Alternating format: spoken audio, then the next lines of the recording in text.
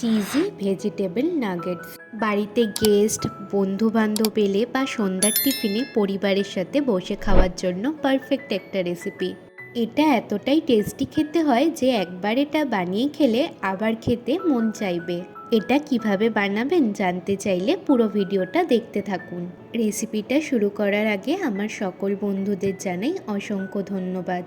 আপনাদের ভালোবাসা ও সহযোগিতায় দ্য বেঙ্গলি কিচেন 100 সাবস্ক্রাইবার সম্পূর্ণ করেছে। এইভাবেই আপনারা আমাকে সাপোর্ট করে যান। আশা করি ভবিষ্যতে আরও নতুন নতুন রেসিপির ভিডিও নিয়ে আপনাদের সামনে আসতে পারবো। ভেজ চিজি নাগেটস বানানোর জন্য প্রথমে 5টা আলু প্রেসার কুকারে অল্প নুন দিয়ে সিদ্ধ করে খোসা ছাড়িয়ে নিয়েছি। এই আলুগুলোকে এখন গ্রেটারের সাহায্যে গ্রেট করে নিচ্ছি। আলু গ্রেট করার পর এখানে কিছু সবজি অ্যাড করব। দিচ্ছি গ্রেট করা গাজর, কুচানো ক্যাপসিকাম, পেঁয়াজ কুচি, সিদ্ধ করা সুইটকর্ন, কিছুটা কাঁচা লঙ্কা কুচি আর সামান্য গ্রেট করা রসুন। আপনারা আপনাদের পছন্দ মতো সবজি কিন্তু এখানে অ্যাড করতে পারেন। সব কিছুকে একবার খুব ভালো করে মিশিয়ে নিয়ে কিছু স্পাইসেস অ্যাড করব। দিয়ে দিচ্ছি স্বাদ মতো নুন, হাফ চা চামচ চিলি ফ্লেক্স, 2 চা চামচ পিৎজা অরিগানো, 2 চা চামচ গোলমরিচের গুঁড়ো। এটাকে আর একটু ফ্লেভারফুল বানানোর জন্য দিয়ে দিচ্ছি 1 চামচ মেয়োনিজ আর 1 চামচ সেজওয়ান সস। লাস্টে বাইন্ডিংয়ের জন্য দিচ্ছি 1 চামচ কর্নফ্লাওয়ার আর 2 চামচ ব্রেড ক্রামসের গুঁড়ো।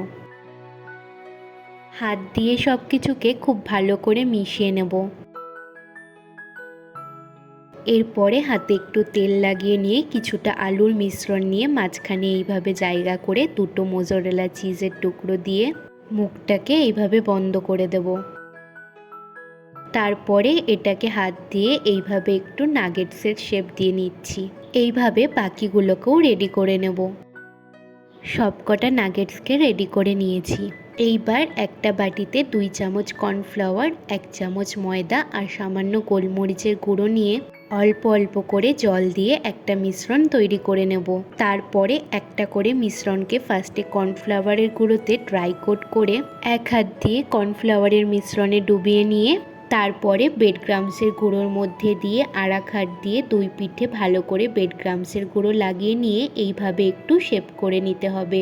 এইভাবে বাকিগুলোকেও রেডি করে নেব। এরপরে এগুলোকে গরম তেলে ভাজার জন্য দিয়ে দিচ্ছি। এগুলোকে ভাজার সময় খেয়াল রাখবেন তেলটা যেন বেশি গরম না হয়। মোটামুটি মিডিয়াম টু লো ফ্লেমেই এগুলোকে ভাজবেন। দেখুন এগুলোকে উল্টে পাল্টে আমি গোল্ডেন ব্রাউন কালারের ভেজে নিয়েছি। এখন এগুলোকে তেল থেকে তুলে নেব।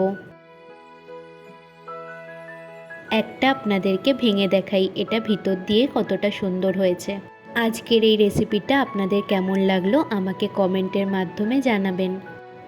আর যেসব বন্ধুরা আমার ভিডিওটা প্রথম দেখছেন তাদেরকে রেসিপিটা ভালো লাগলে চ্যানেলটিকে সাবস্ক্রাইব করে নেওয়ার অনুরোধ রইল।